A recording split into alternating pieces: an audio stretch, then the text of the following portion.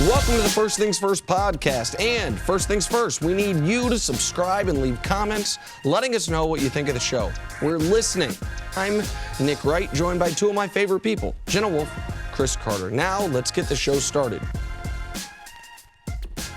Hi, everyone, and welcome to First Things First. I'm Jenna Wolfe. That is Nick Wright. Cris Broussard is filling in for Cris Carter, who is out all week. What's up, guys? Good morning. Got a great show today. Got a ton of guests, including someone you know well and I've only admired from afar, Mike Fratello. I've never met him.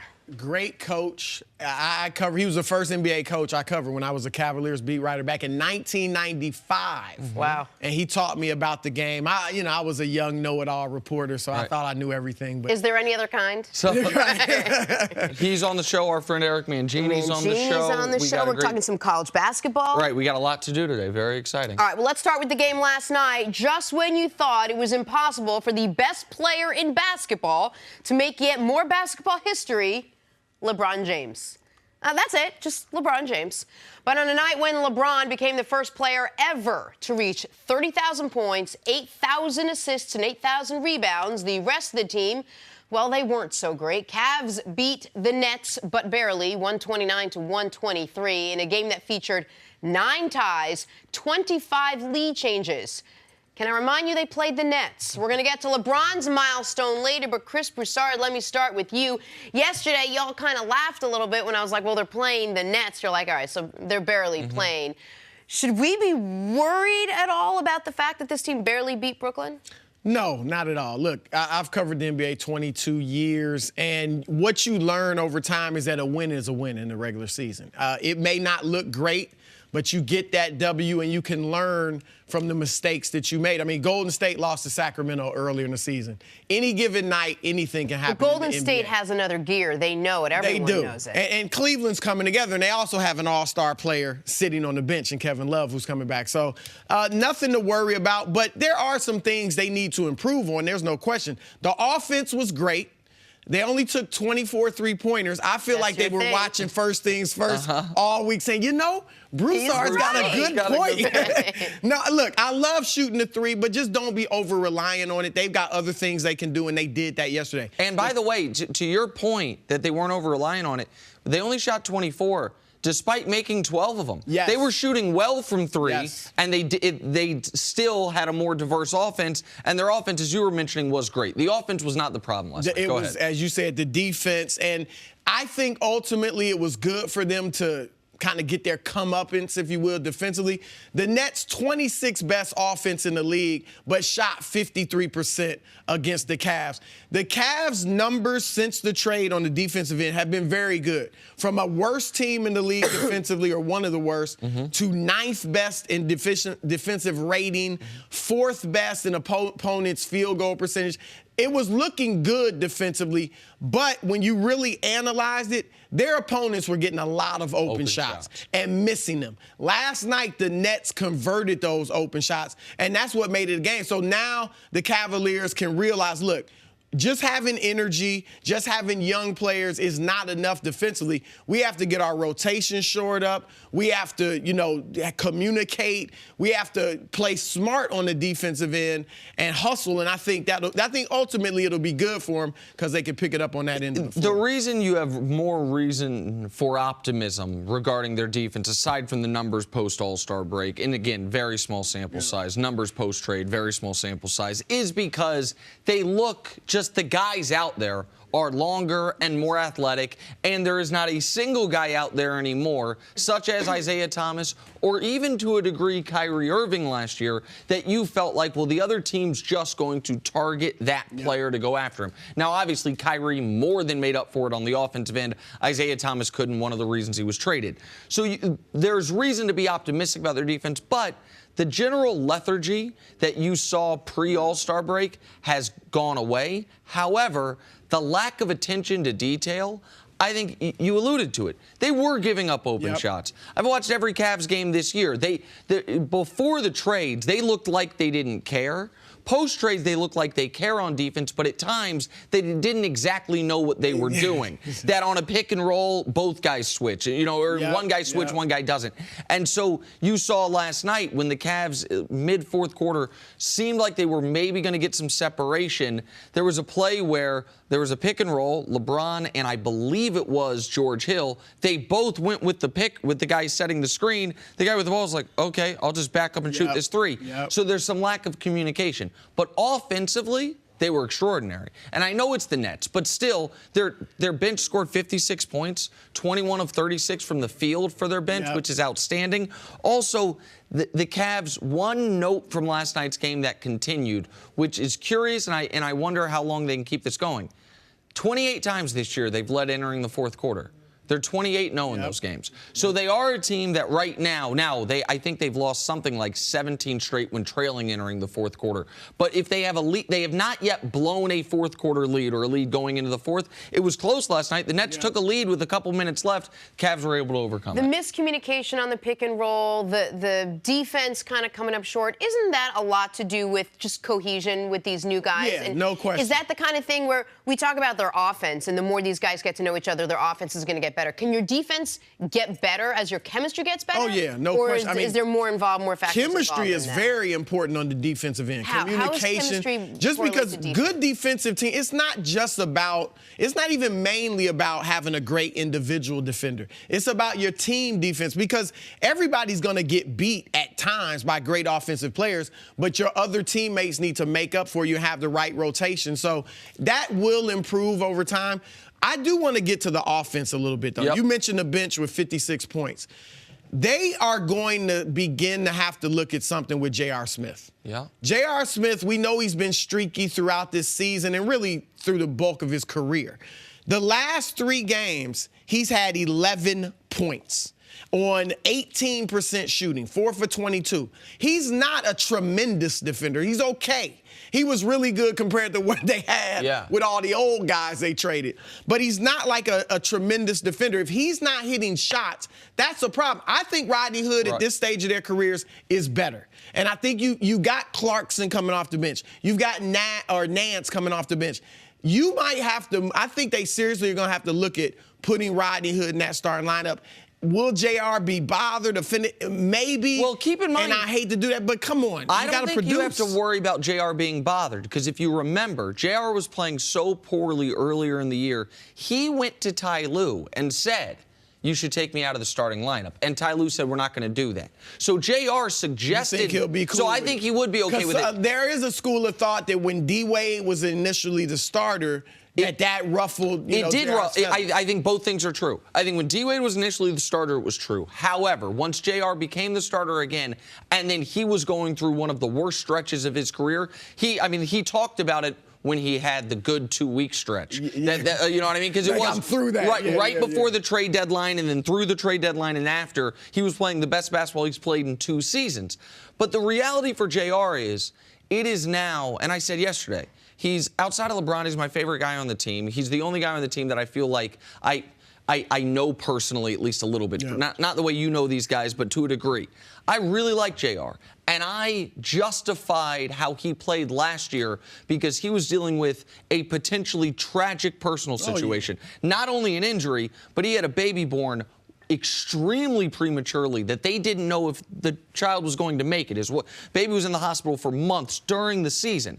And so I said, listen, you're a human being. Like, your mind is not going to be with the team when you're dealing with that. Well, thankfully, God bless, the child is in great shape. I believe his wife's pregnant again. His family's in great shape. He's recovered from the injury. And he's been bad this year. He has been one of the least productive 2 guards in basketball. No question. And so you thought that maybe once he realized he got the amnesty on the trade deadline, I'm not being traded, that, he's turning a corner. But it's back to the low level of production. Now they do have a capable guy to replace him. But it's another guy in the starting lineup as well. And this guy's not going to be criticized because anything you get from him is a bonus. But you can't be starting Jetty Osman come the playoffs. Now, he's a placeholder for Kevin Love. You assume that, the reason he's there is because he knows when Kevin Love comes back, he will take that spot. But JR going out of the starting lineup is a real possibility. The reason they've been able to not only tread water, but really thrive post-trade deadline is LeBron somehow is coming off arguably the best month of his career, certainly one of them. The first month he ever averaged a triple-double. He's going to win Player of the Month in February for, amazingly, the 7th consecutive February. It's his favorite month of the season, I suppose. And so LeBron, we'll get to the milestone stuff, but LeBron is playing at such a high level, last night included. Last night, 32, 11, and 12, and 11, that he's going to cover up some of the warts in the starting lineup. And then when LeBron's on the bench unit's been outstanding. Yep. And look, we're talking about JR going to the bench. He's got a game built for that. Yeah. I mean, he's streaky, and that's what a lot of bench guys are. If he can come off hot, he can really give you a boost. Rodney Hood, who has his own inconsistencies at times, but he's more consistent than JR is. And I think Hood, he's getting starters minutes to some degree in Cleveland, but put him in the starting lineup, play him next to LeBron a lot. I think he can give you probably 15, 16 points. And here's the thing, because we've talked about Kevin Love. When he gets back, another adjustment. I think Kevin Love is going to thrive with this group because Kevin Love has been up and down since he's been in Cleveland, or at least the first 3 years. Yeah. Why? Because he was the definitive third option. Let's get back to our top story now, LeBron James. Last night, he picked up his 12th triple-double this season in a win over the Nets, 67th triple-double of his career. He finished the month of February actually averaging a triple-double. To cap it off, he became the first player in NBA history last night with 30,000 points, 8,000 rebounds, and 8,000 assists. I mean, it sounds like the start of a joke. LeBron spoke about the achievement after the game. I've always prided myself on being a triple threat player. I'm not a scorer, but I can put the ball in the hole. I rebound the ball to help my teammates offensively and defensively, and I love to get my guys involved. And you know, I always look at myself. I don't like to be compared to anybody. I feel like I'm a one-of-a-kind player. I'm a player that this league has never seen before, and I take a lot of pride in that. And I want to continue that, you know, in the near future. You know who just got really excited, Broussard? Oh, I wasn't excited. You know how I feel. I prefer honest arrogance rather than false humility. And that was honest. At least he wasn't talking about himself in the third person. That was not being arrogant. No. If Michael Jordan were sitting here and you said, man, you were a great basketball player, he said, I was okay. Yeah. That's not being honest. Right. If he said, I was totally great, that's not being arrogant. That's being truthful. And LeBron was being true. We have never seen anybody like him. Whether you think he's the greatest ever, I've got him number 2. I know you think you've got him number 1, something like that. Okay. But we've never seen a player like him. They say the mixture of Magic and Michael, and that really is what he is. He's about 50% right in the middle. But do you think numbers like this, because we talked earlier this morning, you think he'll be 40,000, 10,000, 10,000 40,000 is. I mean, what that's does he impressive. need to do to get to 40? To get to 40? Well, to only score 10,000 more points. Well, no. But so let's assume he plays 5 more seasons. That's 80 games a season. So call it, it'd be 25 points a game for the next 5 years.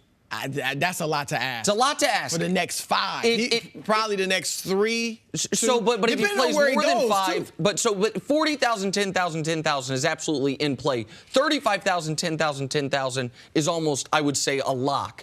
But go ahead. Say it does. Say he does get to that point. Numbers like this, or the trajectory that he's on still at this stage, could that cement him, in your opinion, as the greatest player of all time? No. The only thing, in my opinion, that's going to help LeBron, the numbers are great. But to pass Michael Jordan, you have to win more championships because LeBron's longevity is unheard of. And his numbers overall are going to dwarf Michael Jordan's on an accumulative basis. But if you have a prime of, say, 17 or 18 years, and you only win 3 titles in that time, that could also be used against you. When you say win more, you mean more than he has, not necessarily more than Mike. No. I'm not saying he has to win 7. Okay, that's a good it's not all about championships, and it's not all about individual stats. Kobe Bryant has 5 championships. Most pundits, now a lot of players think Kobe's better than LeBron. Most pundits have LeBron, including myself and you, ahead of Kobe. As great as Kobe is, I don't think it's an issue. Larry Bird only had 3 titles. Bill Russell had 11, but Michael Jordan's better. So Jordan was the perfect combination of winning and individual statistical dominance. And so LeBron will have the stats, but he's got to win more championships.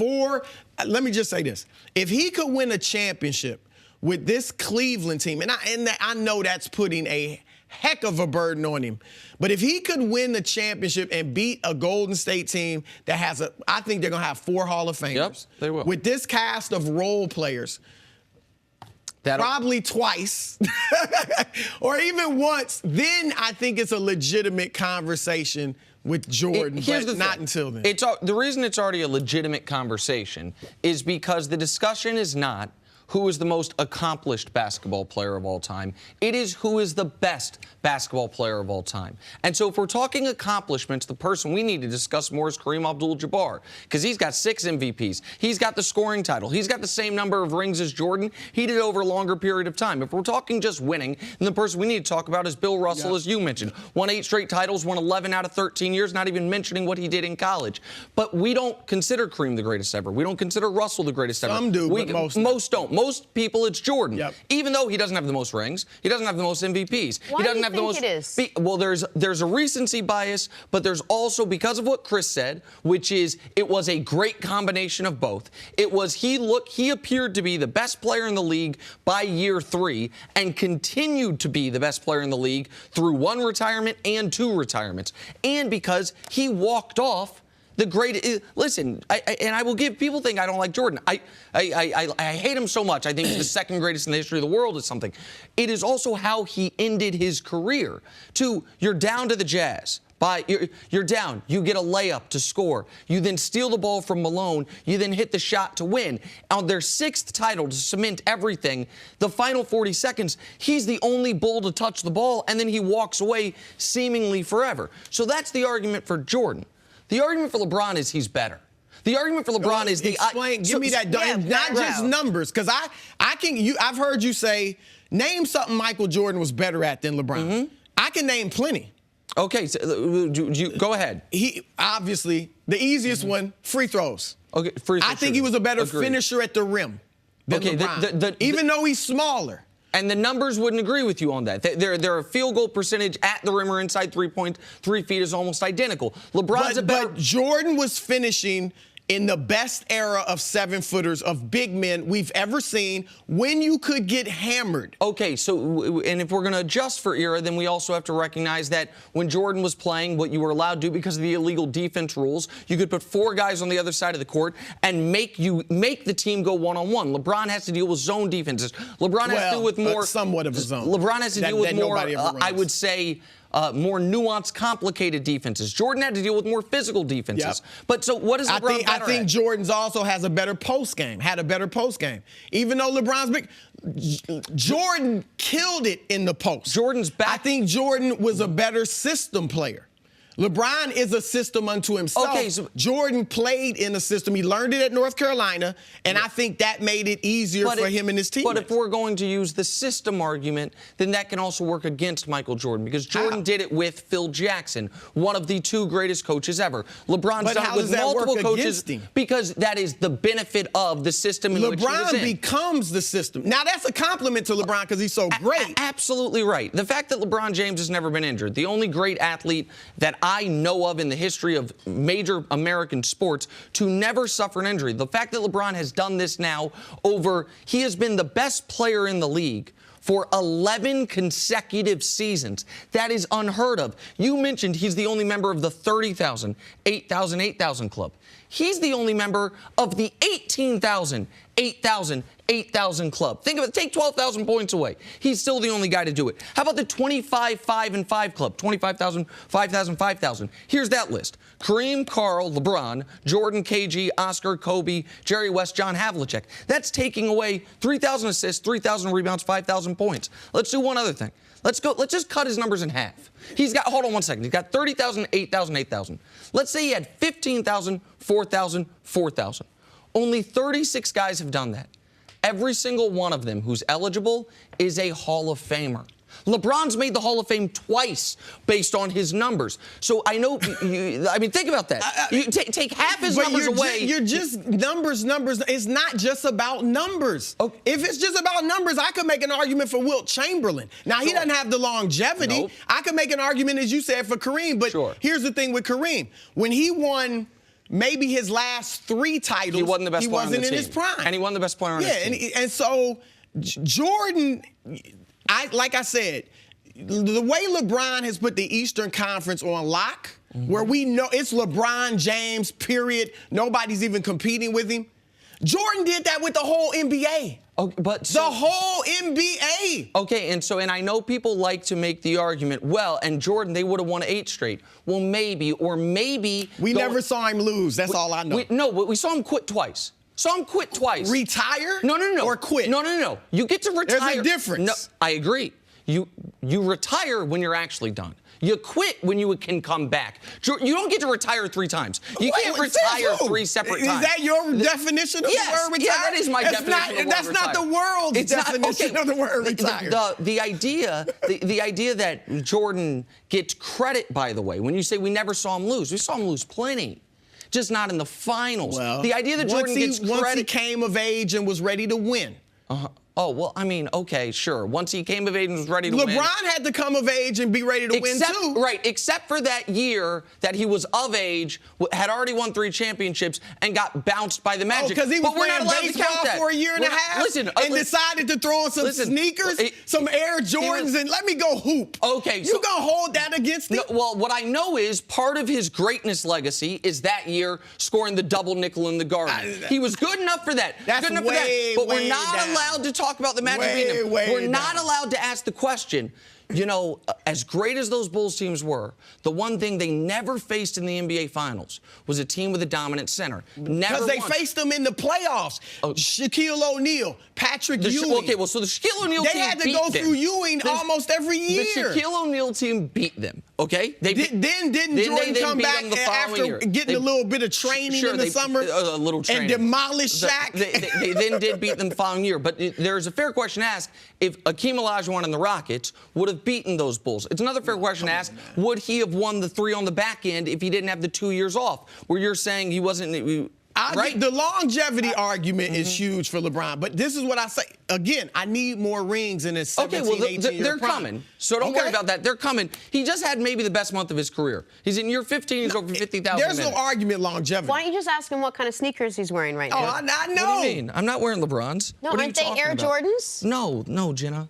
Oh. Never mind. I had that waiting for like the last 10 minutes. Yeah, I saw them earlier. They're very fancy. Thank you, I will tell you, I thoroughly Let's just call them enjoyed listening to Jordans this. for the sake of the... For the sake of me. I can't believe he's wearing Jordans.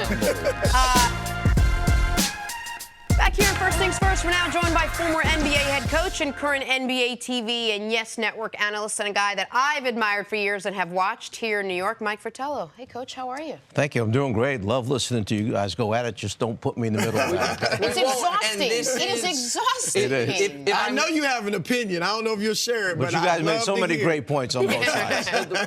If I may for a moment, this is really a pleasure for me. Like, this is part of my childhood growing up, watching you coach, watching you broadcast, my favorite sport in the world, and we've never actually met, so this is an honor. It's really great to have you. You just reminded me how old I am. I didn't mean to do that. I was in diapers. You look amazing. You know that. Yeah, I have a great story for you. Terrell Brandon, one of your better players in Cleveland, you coached. And now, Mike was a hard-nosed coach. I covered you. I was a beat writer, my first beat. And I saw Terrell years later, and he was like, we started talking about you. He said, yeah, Mike, he was so hard on us. I didn't like it back then. He said, but looking back a few years later, he was probably the best coach I ever had. So awesome. Mike was a great coach, no question. Terrell Brandon, quick story about him. We're in Los Angeles playing the Clippers. Get to the end of the game. We're down 1. Call a timeout, my last timeout. And as we're drawing it up, I said, T, you hear, and we're going to get so-and-so coming off of the corner. And Terrell's sitting there. They get up. They're walking out, and Terrell looks back at me with this, strange look on his face. And I went home. I said, come here. What's wrong? He said, I should get the ball. He said, I can win the game. No problem. I got the guys on the floor before they went out, and I said, we're switching spots. He caught the ball coming off the screen on the baseline, shot it, went in, we win the game. That's Terrell Brandon. So one of the conversations we have here on a daily basis is which team in the West is going to be the best team in the league. So let's start there. As far as beards go, like facial hair, somewhere between Gandalf and ZZ Top, there's that guy right there.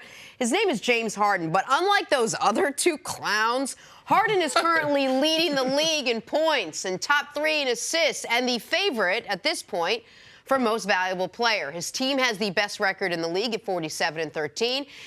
And he feels pretty good about the Rockets' title chances, saying, quote, "This is the year, for sure." Coach, are the Rockets a real threat to the Warriors in the West? I know they're, what, a half game up right now? Yep.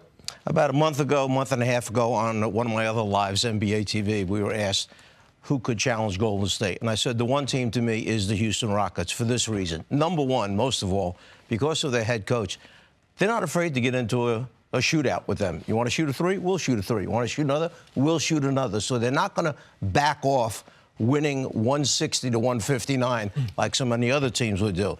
And then if you look at what this team has done, the improvement. First of all, one team, Harden, leading scorer in the league. The other team, Curry, 4th in the league in scoring.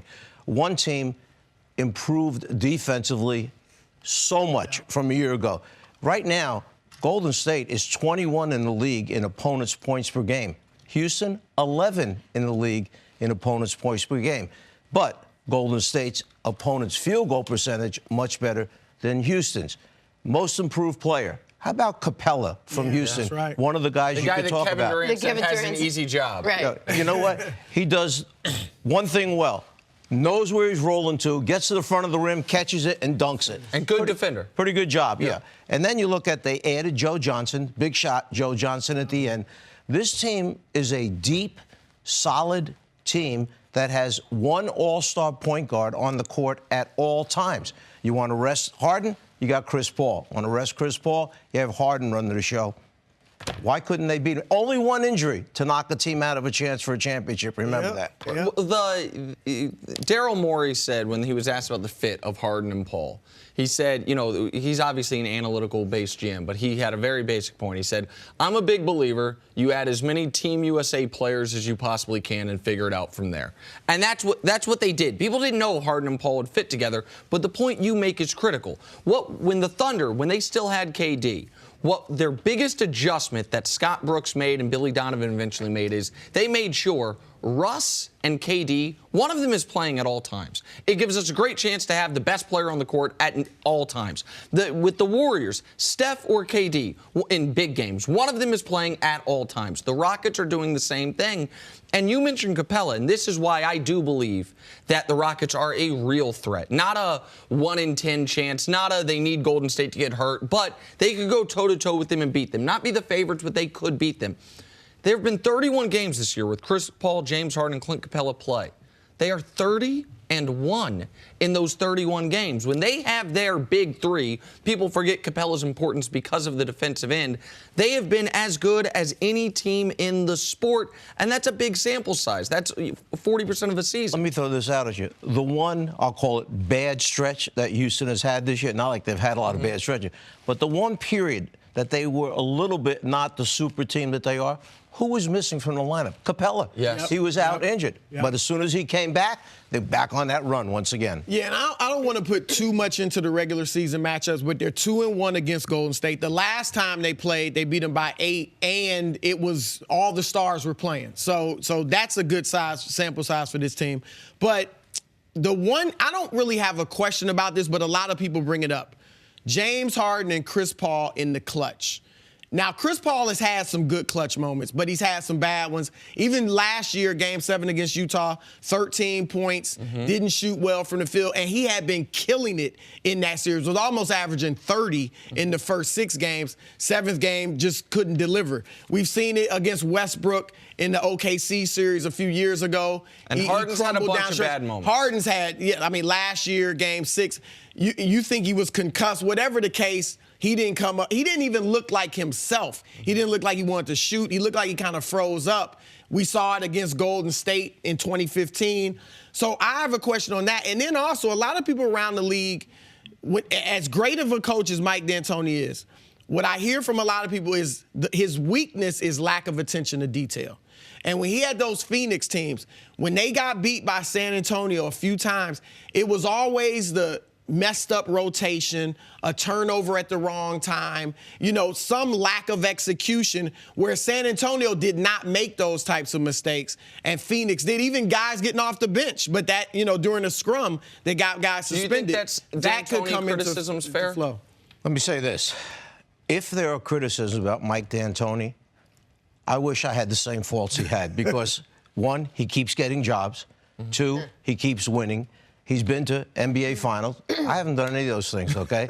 And Mike D'Antoni does what he does so well. Think about who brought this system that we see right now to the NBA. 7 Do you seconds remember the or old less. Denver teams?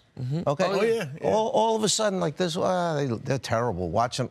But when you have better players doing that same thing, they look better than they did. He couldn't coach in New York, could he?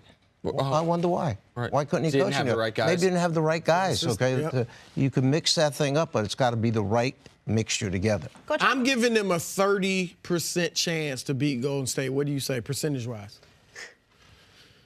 They have a chance. And like I said, they certainly do. Percentage-wise, I don't know, but I always go back to this. Let's go back to San Antonio. Was San Antonio on a roll last year against Golden State in that playoff game until Kawhi Leonard got hurt? A 20-something point lead disappears. Remind me they who hurt lose, him, and they're Broussard? gone. Oh, Zaza did. He could talk about that, too. He wants Zaza out of the league. The one thing and the one reason no one's worried about Golden State is because we all truly believe that when it's time for them to play well, they'll play well. When it's time for them to step up, they'll step up. When they need to switch into a higher gear, they'll switch into a higher gear. They know when they need to.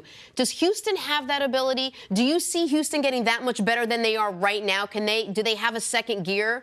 Or are you worried about, as we always talk about, Chris Paul and James Harden in the postseason? Let's remember, Houston is so much stronger and better now than they were a year ago. First thing I thought they did well was they added toughness. They added some toughness to their... P.J. Tucker, not a bad pickup because he comes out, he beats people up. Then they bring a guy in like, Joe Johnson. Luke Sharma has been a good pickup for them Exactly. as well. And this team has developed defensively, and I don't want to put this on one guy, but Jeff Bzdelik is on the bench right now. And from what I hear, early in the year, the staff sat together and they put Bzdelik in charge of the defense, and Mike D'Antoni said, you have this many minutes in practice for defense. Now, whether it was 15, 18, 20, 22, Bzdelik has made the most of it. They are a much improved defense. One very interesting note on the Rockets, last thing I'll say on this. They can beat you anyway. They have 2 winning streaks this year of 13-plus games. Micah Adams tweeted this out yesterday. It's unbelievable. Their first 13-game winning streak, they had the 5th fastest pace in the league. The current 13-game winning streak, the slowest pace in the league. So if you want to grind it out and slow it down like San Antonio might in a series, we can beat you that way. You want to go up and down the court like we know Golden State will, we can beat you that way as well. This is as complete of a team as we have in the league outside of possibly Golden State with its 4 Hall of Famers. Finally, all week, we're picking our First Things First NBA midseason awards. Today, we're talking Best Dunkers. The nominees are Zach LaVine, Larry Nance Jr., Aaron Gordon, and Donovan Mitchell. You can vote on our Twitter, Facebook, or Instagram pages, or better yet, vote on all 3. Chris Broussard, who's your choice for Dunker of the Year? I mean, if we're talking about dunk contest, I would go with Aaron Gordon, but we're not. We're talking about game dunks this year. Zach LaVine's been hurt most of the year, so I'll take him out. I'm going with Larry Nance Jr. because, to me, the best game dunks are on people. All right, not wide open lane, not a fast break, unless it's just something tremendous. Donovan Mitchell has had some incredible dunks, but not like that. Wow. Not like that. Look at the extension, and that's over a 7-foot KD, Kevin Durant. So I got to, just for that dunk, I have to go with my man Larry Nance. And even Chris Carter would admit that KD got dunked on that one. Right, of course. Chris is very high standard for what getting dunked on is and is not. That was an amazing dunk. But he's not my dunker of the year. I'm going with Aaron Gordon. Aaron Gordon, we don't watch him a lot because he's in Orlando. And Aaron Gordon, I will give him credit because he has diversified his game to a degree. Yes. He is one of the more improved players in the league. But I'm also partial to a guy his size. Now, Larry Nance is a big guy as well, absolutely. But, like, LaVine's thin. Donovan Mitchell is more what we're used to. Donovan Mitchell, by the way, poor guy, has been nominated 2 times in 2 days. Not going to win either one of them. I think Aaron Gordon's right now the most violent dunker in the league. And a lot of Nances involve an alley-oop, which is great. Gordon, more often than Nance, to me, can do it on his own. There are no bad choices here. But for me, it's Aaron Gordon. He is the dunker of the year. And our First Things First awards. Yes, go online and definitely put your vote in. Yes, all right, Twitter, moving on Facebook, to the NCAA. The organization is under the microscope after an FBI investigation revealed Arizona head coach Sean Miller offered DeAndre Ayton $100,000 to play at Arizona. President Mark Emmert said the NCAA is, quote, serious about making systemic changes. Yesterday, LeBron James weighed in, and he had some strong words for the NCAA. Take a listen. I'm not a fan of the NCAA. I love watching March Madness. I think that's incredible. I'm not a fan of how the kids don't benefit from none of this. So it's kind of a fine line because I actually got a couple boys that could be headed in that direction. So there's going to be some decisions that we as a family have to make. But I know as the NBA, we have to figure out a way that we can shore up our farm league. And if kids, feel like they don't want to be a part of that NCAA program thing, then we have something here for them to be able to jump back on and not have to worry about going overseas all the time, I guess. So we have to figure that out. But kids getting paid is not, that's not new. It's nothing new under the sun. You guys seen Blue Chips? It's a real movie. It's a real movie, seriously, it's a real movie. NCAA is corrupt. We know that. I'm sorry. It's gonna make headlines, but it's corrupt. Wow, LeBron not holding back. What was your reaction to his comments? Well, first of all, I'm glad LeBron is entering a similar phase of his career that we saw Kobe in the latter half of his career, which is, I'm going to tell you exactly what I think, and I don't really care. I'm not going to parse my words. He's got the stature. He's got the confidence in his own voice to say what he thinks. I echo what LeBron says. I think he's spot on with a lot of it. I do think the NBA needs to figure out, should we have a better compensated and a more well-run farm league? Should we look at things to where guys have the option other than going overseas after high school if they want to make money playing professional basketball? The one-and-done rule is patently un-American and unfair, even if it saves guys from themselves. The football rule, where you have to play 3 years before you're eligible for the NFL, even though for the vast majority of guys, your bodies aren't ready. You need to. That's the difference with football with me. But it's still. I think every blue moon, there might be the high school kid who can handle it physically. But guys would get maimed. But more than the blue moon, there's guys that certainly could come out after their sophomore year. Okay. And you're not allowed to. Agree with that. And we, of course, as is often the case with structural things in this country, there's a racial component. So there ain't no rule about tennis, no rule about hockey, no rule about baseball, no rule about golf. It's the sports that the poor black kids predominantly play that were like, no, a couple years free labor, please, before you can go make your money. There is that component to it. And when people say, well, they're not, room, board, tuition is a great deal. For some people, it's a great deal. For some people, it's way under what the free market would pay them, as DeAndre Ayton shows, as the entire NCAA investigation or FBI investigation shows. We are putting an artificial cap on these guys' market values. And I want to make one other point about this. I actually think the scholarship model that we have benefits more kids than it hurts. I think it's great that the money raised. I think there are more kids that benefit from the money raised by the football and basketball players on the golf team and the women's sports and academic departments. Right. I think there are more winners than losers in this. But that is not the structure we have set in place in this country for anyone else. There would be more winners than losers on this television show if they just said, hey, we're going to take all the collective salaries of all the producers, all the camera people, all the on-air talent, and just say you all get the same. There'd only really be 3 people really damaged by that. But that's not the structure we use. We don't do it where we say, well, it's more fair for more people. And so why there is one place in this country where we encourage and endorse more of a socialistic system, which is everyone gets the same, no matter talent level, it's an absurdity. And the fact that what we are doing is the star football and basketball players are losing out on money and potential ways to pull their families out of poverty. Not necessarily give their families lifetime wealth, but how about moving from the projects to a decent apartment while I'm living the great life at college? We are depriving them of that opportunity because of an archaic model that helps the administrators get rich, that helps the coaches get rich. It's just wildly unfair. No, I agree, and it needs to be changed. The problem is they're counting football, big-time college football and basketball as amateur sports.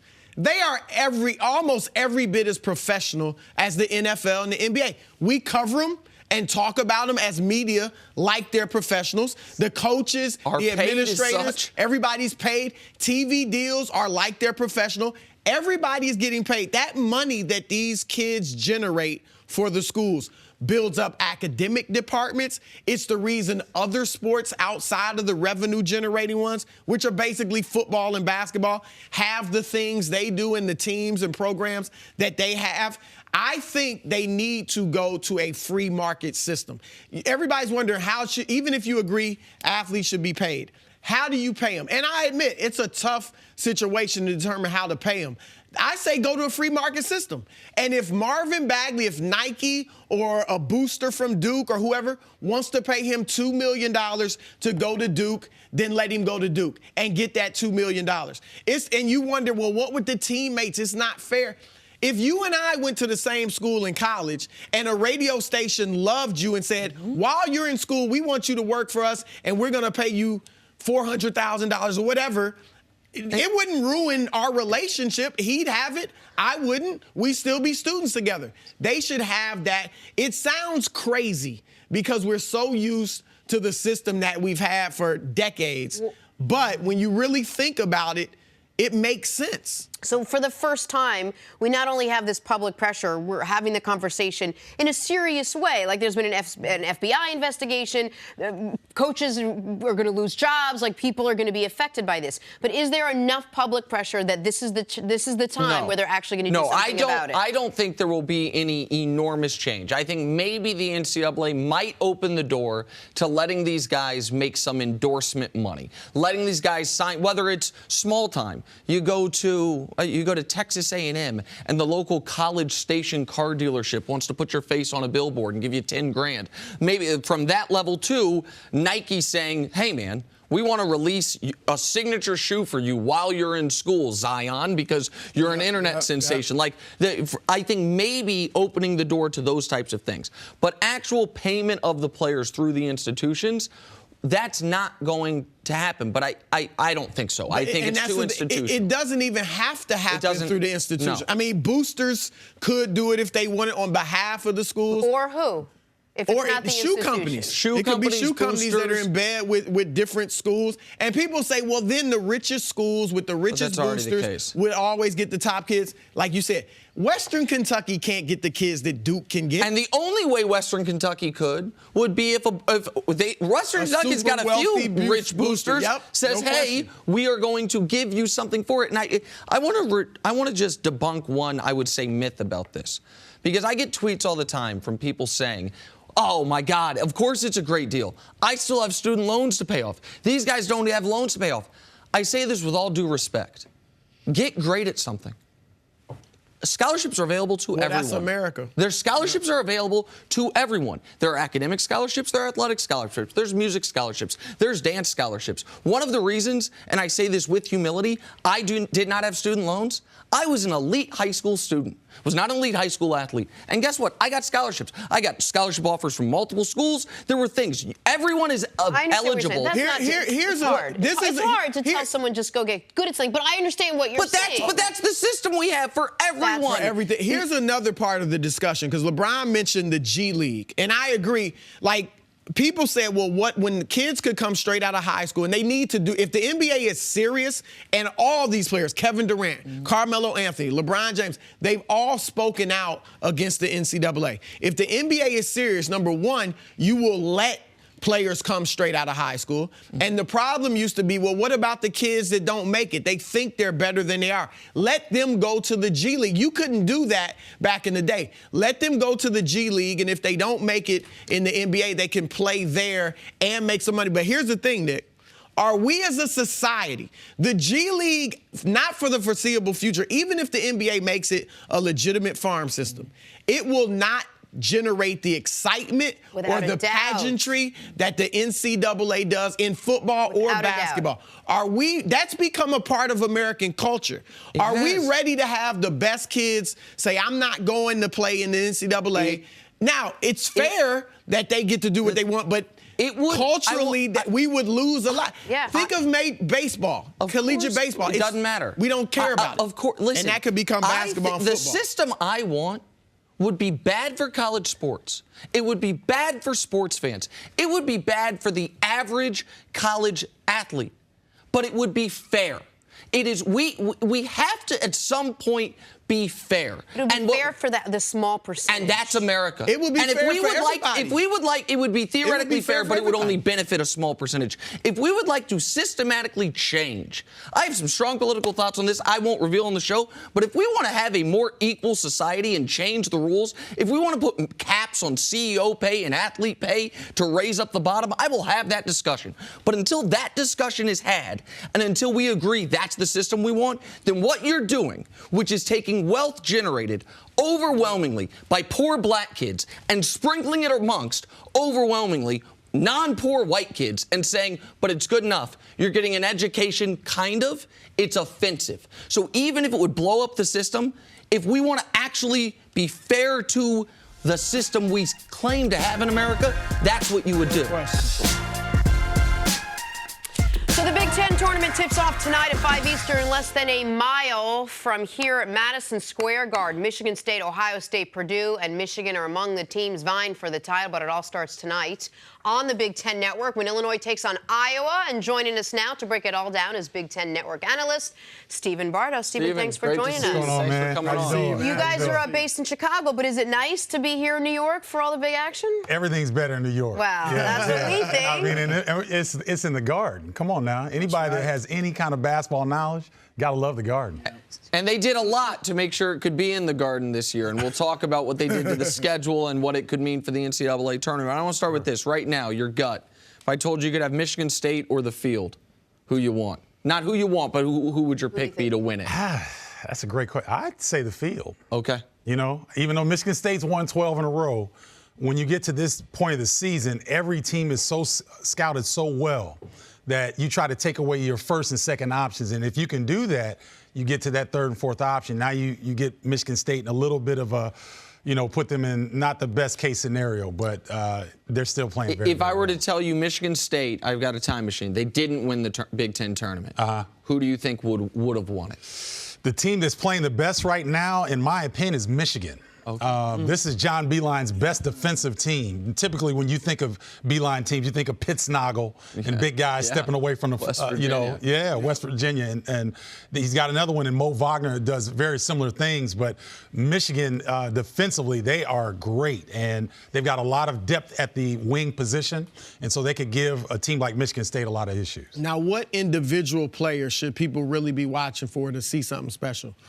I like Jaren Jackson Jr. I mean, this guy here, a projected lottery pick. He does a lot of good things well. His dad, Jaren Jackson Sr., was a tough dude, played against him. But Jaren is a very cerebral player and doesn't get a lot of credit for that.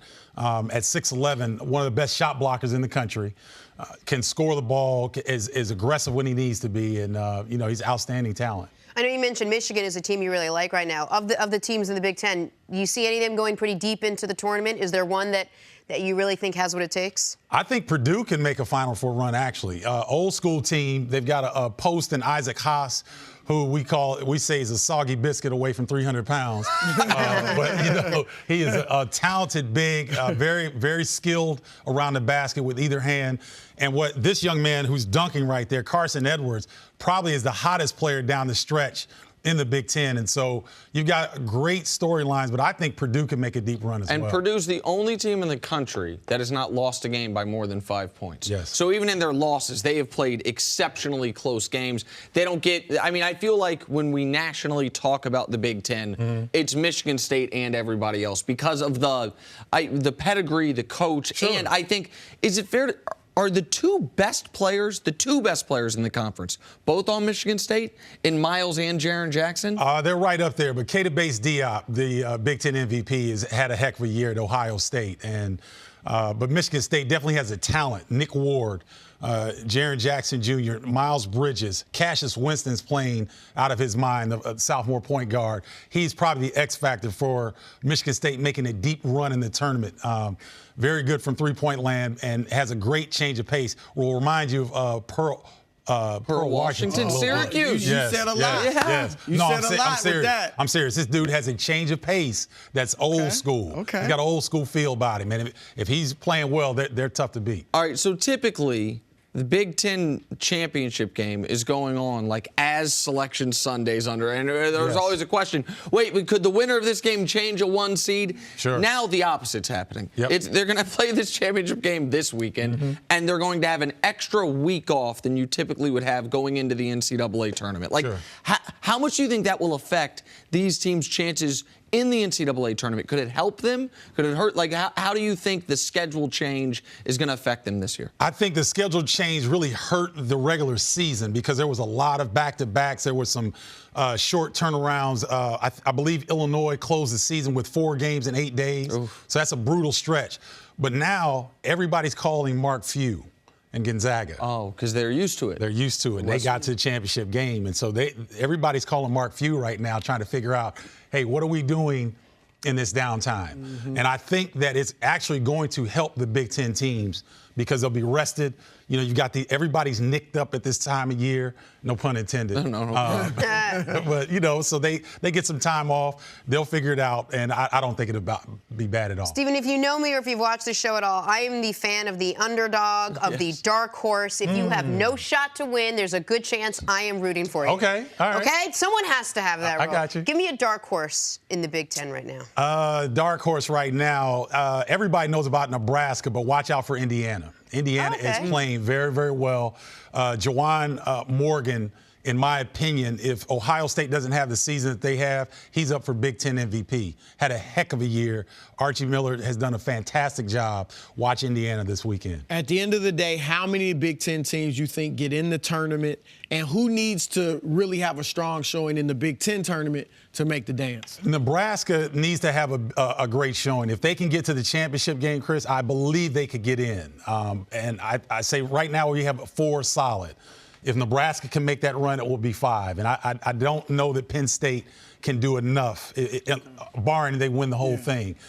Their big man, Mike Watkins, is a little banged up. I don't know if he's 100%, but Nebraska. Nebraska's in an odd spot. They almost would have rather been the 5 seed because you could have gotten an extra win.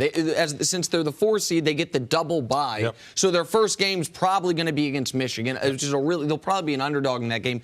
If they're the 5 seed and they get either Illinois or Iowa in that first round, that adds a win to their resume. It's a weird thing where getting up to that 4 line might have hurt their NCAA chances. Yeah, but here's the thing now. Nebraska needs tier 1 wins. Okay. So Michigan would be one of those wins, like Iowa, Illinois. Doesn't help you. It doesn't really help. So I think that they're poised. But that Michigan team, I'm telling you, they are playing as well as anybody in the tournament. So that would be a fantastic matchup. Now that the NBA season is heating up, I wanted to talk about another podcast we do at Fox Sports, and that's Cris Broussard's In the Zone. Each week, Cris breaks down what's trending in the NBA and the biggest names in the league. Previous guests include Kareem Abdul-Jabbar, Shaq, John Wall, and myself. So if you love the NBA, make sure to subscribe to In the Zone wherever you get your podcasts. It's that time in the show when we discuss catch rule controversies. We call it the catch rule controversy time of the show. Remember that Des Bryant catch that you thought was a catch but was ruled no catch back in the 2014 divisional playoff game against the Packers? The NFL Competition Committee got together and said that this should be a catch going forward. By the way, I just said the word catch 8 times. It's got to be some kind of record. Nick, is the committee getting this right?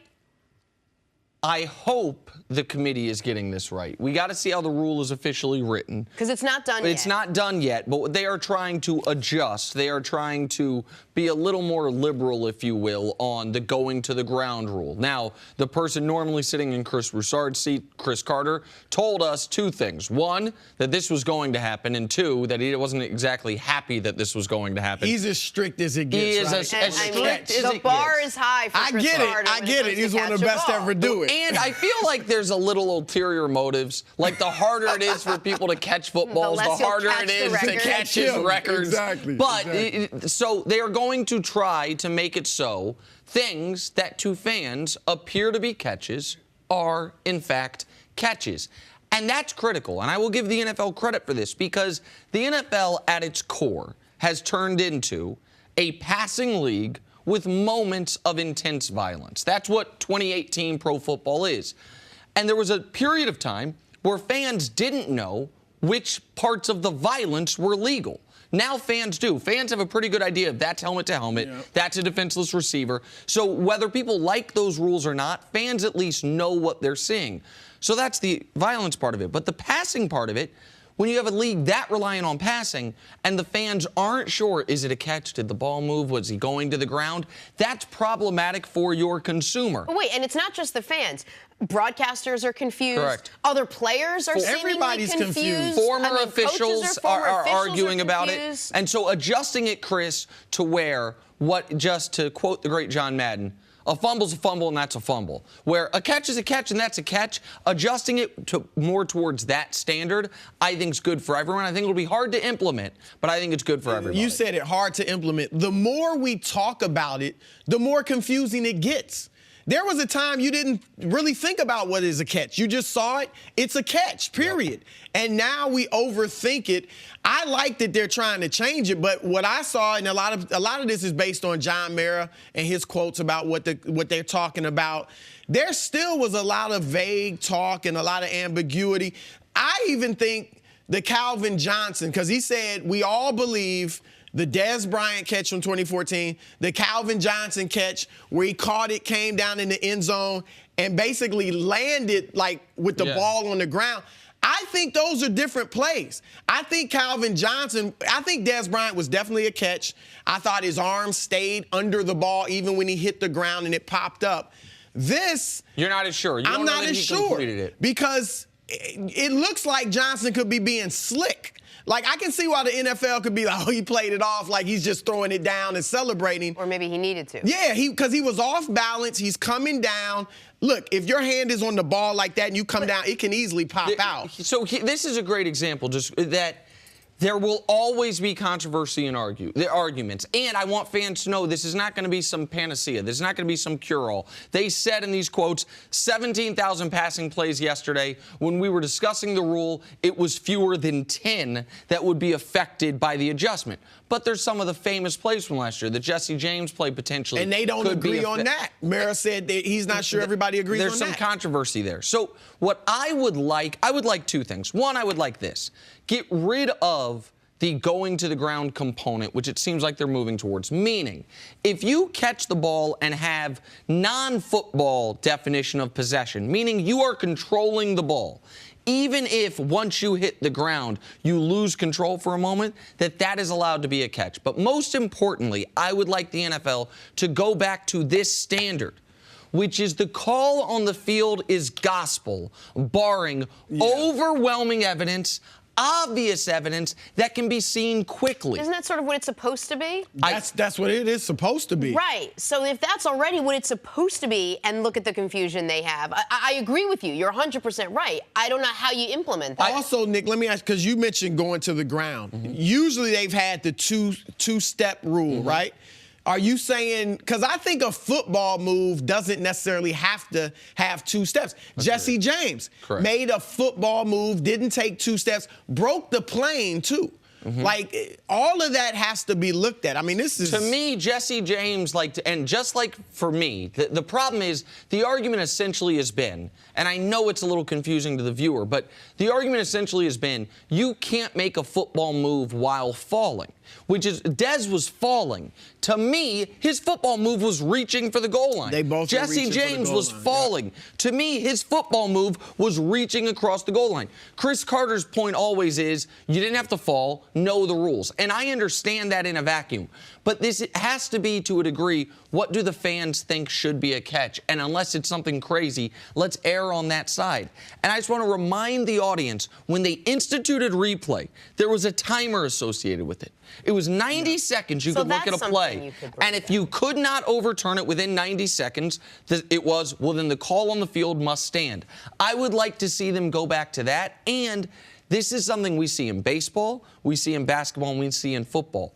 The super slow motion, frame by frame analysis, it almost becomes a physics lesson. Like, can you ever actually possess something? You know, because when you go that slow of it, I wish the NFL, and people would say it's anti-technology, I wish there was a maximum, or a minimum, I guess the way you would put it, speed you could show it on replay for the refs. Right. Because you see it in baseball, it's like, oh, the guy beat the tag, but for a 1/10 of a second or 100th of a second, he comes off the bag. Like, that goes against the spirit of these rules. Also, are they going to address, like, even the Kelvin Benjamin catch for the Bills when they said he didn't have possession?